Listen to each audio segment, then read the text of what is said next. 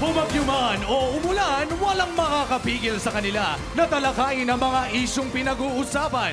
Let's welcome back the Triple A! Oh, me, promise, wala talaga akong papanigan kasi I like to be in the center. The center of attraction!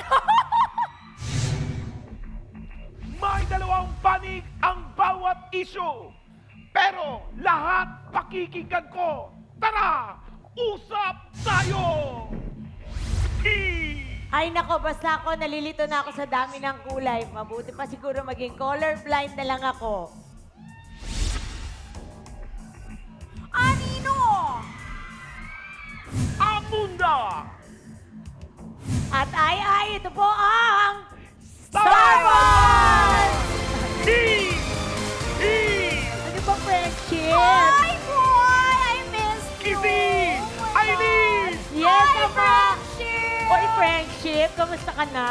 I know, diba? And I'm really excited sa episode natin today kasi napansin nyo, ang dami nang nangyari sa country natin these past few days. Okay. So this time, we will make things lighter, right? Okay, sige. Mag-games tayo! I love it! Naalala ko tuloy, dati, they called me the Queen of Game Show, tapos Massacre Queen, tapos naging Horror Queen, tapos naging Queen of all media. Kissy! Oh.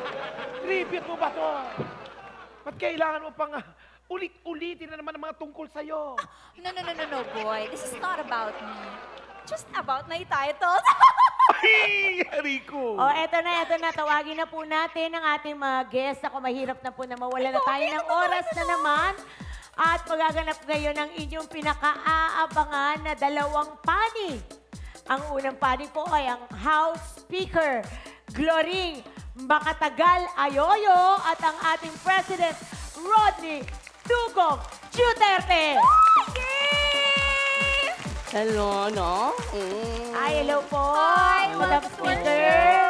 Hello po. Hello po, Hello. Madam Speaker. Ay, It was nice bumping into you. teka! Anong nangyari? Nasaan ang Pangulo? Boy, Ay, at Miss Kissy. Yes, Speaker. Pinapaabot po ng ating Pangulo ang kanyang paumanhin sa lahat, no? Hindi po siya makakarating. Oh. Ganun? Oh. Ay,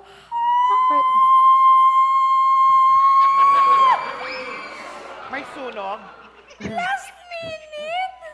Anong nangyari? Bakit siya nagkasa ng last minute? Miss Kissy, hindi pa po sinasabi sa atin ng Pangulo ang dahilan, no? Pero duda ko baka hindi pa natutuyo ang paborito niyang barong. Alam niyo naman na maulan ngayon, so baka wala siyang susuotin. ganun. That's why, yes. Yun ba ang dahilan? Sana sinabi mo sa akin para naipahiram ko ang aking barong, no? Unisex pa naman din yun. Ay, nako. Ganun po ba? Oh, friendship, bakit? I'm just so sad na wala si Dugong today. Kasi ang dami-dami kong gustong itanong, boy. Believe me, alam ko to. Ang dami kong gustong itanong sa kanya, boy. Kissy! Ubo ako sa'yo? Kissy, nakaluno ka ba ng kuligli? Kissy, So sad, no? huwag kang mag-alala, Kissy. Anong kulig? Kakausapin pa rin naman ng Pangulo ang taong bayan. Kokolektahin namin ang mga tanong mula sa media at Yes. sasagutin niya ito sa isang talk show. Ano po yung talk show? Anong talk show? Sa talk show ni Attorney Salvi Panuelo, na matagal na kasing nasa bucket list ni Salvi ang maging host. So, nais lang naman na pagbigyan ng Pangulo, ng Presidente, kaya gagawin natin ang talk show. Ay, ganun po ba? Well, Attorney Salvi, kung gusto mo ng tips sa mga hosting, tawagan mo lang ako. Usap tayo! Eto na lang, Secretary, mabuti pa po, samahan niyo na po kami dito. At eto na nga, nakaupo na kayo ngayon dyan. yes. At tatawagin na po namin ang ibang panauhin. Eto, naku, matagal niyo na po itong na-miss. Please welcome ang nami-miss po nating senador, si Laylay Dilema, at ang favorite ni Dugong, si Senator Anton Chileanes.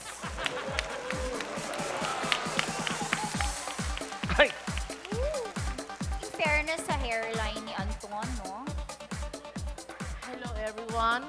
Magandang hapon sa inyo, Boy and Kissy. Magandang hapon. Hello! Magandang hapon naman Hi, po. Senator Anton. I'm sorry.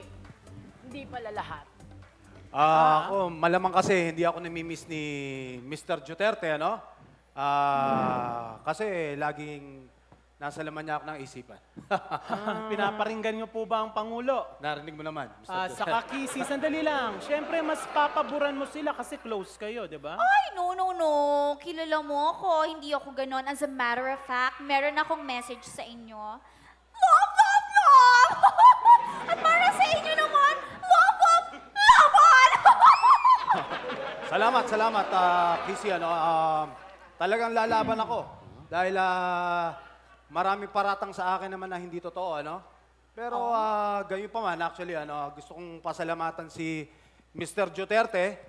Maraming salamat sa iyo dahil hindi mo ako tuluyang hinuli. Eh bakit ka naman nga uhulihin? Biik ka ba? Hindi na lang nabanggit mo yan, Secretary. Kung hindi niyo po natatanong, ako po ay naging champion noon sa hulihan ng biik. Ay, ngayon ho ba, kayo po ba hindi na kayo naglalaro ng ganon? Ay, malamang hindi na, boy. Mahirap na kasing hulihin ng inahin, eh. Ano, kakampi ka rin ba nila? Ay, Senator, calm down. Tama na po. Sobra na po. Laging ako na lang po ang sinisisi. And you call all on yourselves men! Ano daw? Kalma lang po, Senator. Mabuti pa, pag-usapan na lang natin ang inyong mga work ethics. Senator Trillanes, Po. meron bang pagkakataon na parang naging sobrang dami na ng ginagawa nyo, nakatulugan nyo na ang trabaho? Ay, nako, nakatulugan. Hindi lang nakatulugan, ano? Sa matter of fact, actually, may 1 linggo na ako natutulog doon ngayon. Talaga ba, Senator? Hindi ka ba natatakot sa mga multo sa Senado? Actually, hindi naman ako takot sa mga multo, no? Wala namang multo sa Senado, pero marami, aswang doon, marami. Aswang ang marami doon. Okay. Oh, boy, bakit? Bakit mo ako tinitignan? Ah, Hindi sa Senado ang opisina ko, sa Malacanang, boy. wala. Secretary, naisip ko lang, mabuti ka pa. Harry. Boy, nakakaloka ka. Anyway, but just so you know, Senator, just a tip lang from me, kung meron ka mang makikitang multo, ganito lang ang gawin mo.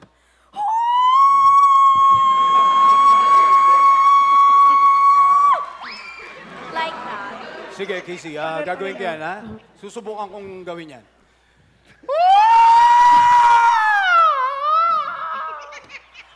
Pwede na ba yun? Very good! I love it! Kuha mo! Pasok ka na! Salamat. Anyway, kayo naman, may problema po ba sa chair nyo? Wala naman, no.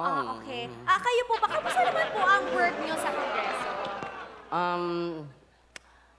Mahirap pa rin. Alam mo, dahil sa pagko-concentrate ko sa aking trabaho, ayun, minsan hindi na ako nakakatayo sa aking pagkakaupo.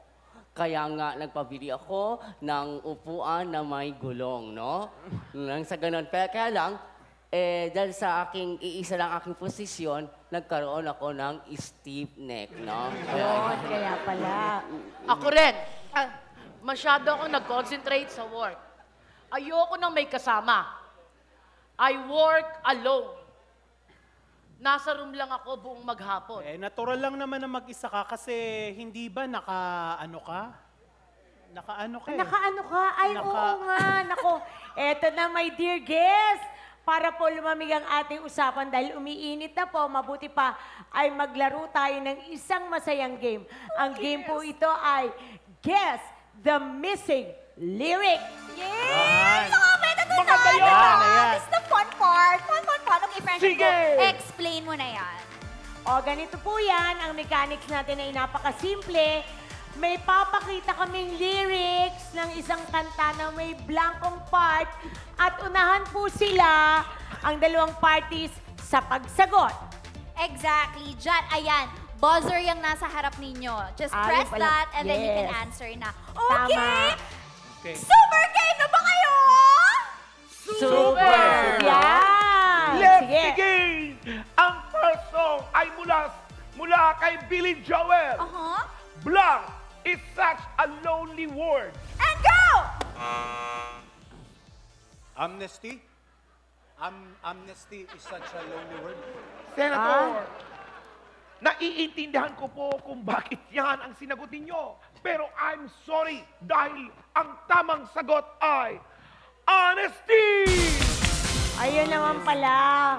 Ang susunod naman pong kanta ay mula sa Rizal Underground, Bilanggo sa Rehas na gawa blank. Ni Dugong. Bilanggo sa rehas, nagawa ni Dugong.